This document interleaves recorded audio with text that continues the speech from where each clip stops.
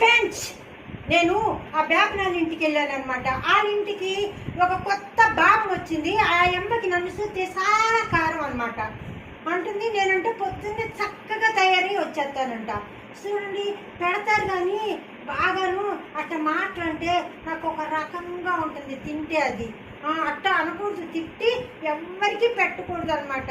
పెడితే మంచిది, పాచి పోయింది పెట్టకూడదు, మంచిది పెట్టాలి. అది అప్పుడే మంచిది. మంచి బేపనాళ్ళు ఎంతైనా చాలా మంచోళ్ళు. వాళ్ళ ఇంట్లో కూరలు పచ్చళ్ళు అన్నీ చాలా బాగుంటాయి. వాళ్ళు ఎప్పుడు దేవుడి దగ్గరే ఉంటారు కదా.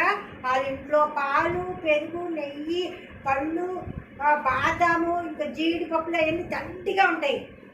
వాళ్ళు అందుకే అంత తెల్లగా గుండ్రంగా నున్నగా ఉంటారు. వాళ్ళ ఇంట్లో తిరిగి తిరిగి నేను చక్కగా నున్నగా అయ్యాను, గుండ్రంగా. చూడండి ఎంత గుండ్రంగా ఉన్నాను.